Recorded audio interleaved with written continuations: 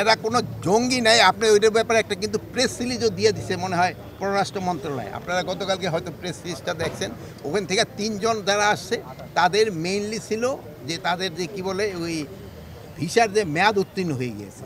বাংলাদেশের জঙ্গিবাদের কোনো অবস্থান নাই, এখানে কোনো ধরনের জঙ্গিবাদ নাই।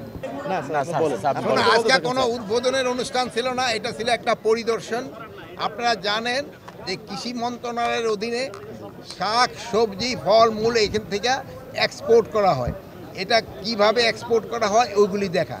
আপনারা জানেন কিছুদিন আগে এনবিআর একটু সমস্যা ছিল, ওই সমস্যায় আমাদের কিছু পরিমাণ সবজি বিদেশে এক্সপোর্ট করতে আমাদের ডিফিকাল্ট হয়েছিল এবং কিছু ফলমূলও এক্সপোর্ট করতে আমাদের সমস্যা হয়েছিল। এবং ওই সময় আমাদের যে বিজনেসম্যান যারা ছিল তারা কিছুটা লুজার মানে ইসেরও সমস্যা পড়ছিল, এইগুলি ক্ষতি হয়েছিল তাদের। এগুলি এখানে দেখা, প্লাস আমাদের যে অপোজিটে যে একটা কোল্ড স্টোরেজ আছে, এই কোল্ড স্টোরেজটা আরও বড় করতে হবে, যেহেতু আমাদের এক্সপোর্ট আগের থেকে বেড়ে গেছে। তা আমাদের আরেকটা আপনাদের জন্য সুখবর হলো যে আমাদের যে নতুন একটা যে করা হইতেছে যে এক্সপোর্ট টার্মিনাল, ওই টার্মিনালে হলো একটা বড় সুবিধা থাকবে যে স্ক্যানিং হয়ে যদি ধরেন বিমানে মাল নাও যেতে পারে ওই সময় এসে আবার কোল্ড স্টোরে রেখে দেওয়া যাবে। এখন কিন্তু যদি বিমানে মালটা লোড করা না যায়, ওভার হয়ে যায়, কিন্তু আমাদের ওখানে কোল্ড স্টোর নাই ওই ভিতরে।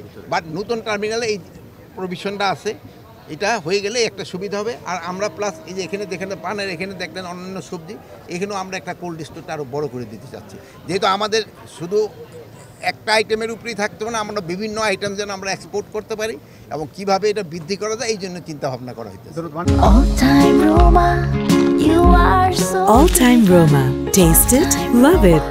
মানে অ্যাডভাইজার একটু অন্য বিষয়, যে সেটা হচ্ছে মালয়েশিয়া থেকে বেশ কয়েকজন জঙ্গিকে ধরা হয়েছে এবং ফেরত দেওয়া হয়েছে বাংলাদেশে, আমরা যতদূর জানি। কিন্তু আপনাদের বিভিন্ন পক্ষ থেকে কিংবা সংস্থা থেকে দাবি করা হয়েছে বাংলাদেশে কোনো জঙ্গি নেই।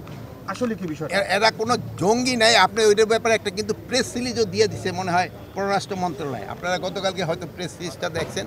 ওখান থেকে 3 জন যারা আসছে তাদের মেইনলি ছিল যে তাদের যে কি বলে ওই ভিসার যে মেয়াদ উত্তীর্ণ হয়ে গিয়েছে। এই 3 জনের এই ভিসার মেয়াদ উত্তীর্ণ হয়ে গেছে। কিন্তু তাদের যে পুলিশের যে চিফ, তিনি তো ব্রিফিংয়ে বলেছেন, তিনি পুলিশের ওদের পুলিশের চিফ যেটা বলছে ওই 5 জনদের আসা হয় নাই, তাদের সাথে আমাকে সরকারি লেভেলে যোগাযোগের চেষ্টা করা হইতেছে, আমরা ইনভেস্টিগেশন করে দেখব।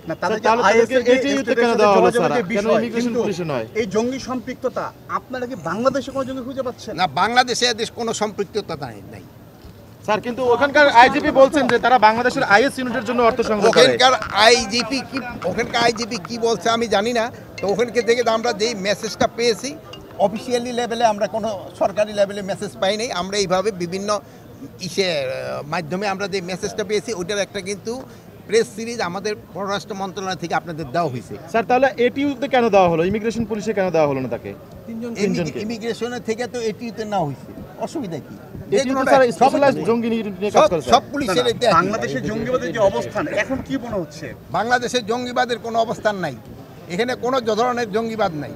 আপনাদের সহযোগিতায় কিন্তু এখানে জঙ্গিবাদ নির্মূল করে দেওয়া হয়েছে। এটা ক্ষেত্রে আপনাদের ক্রেডিট সবচেয়ে বেশি।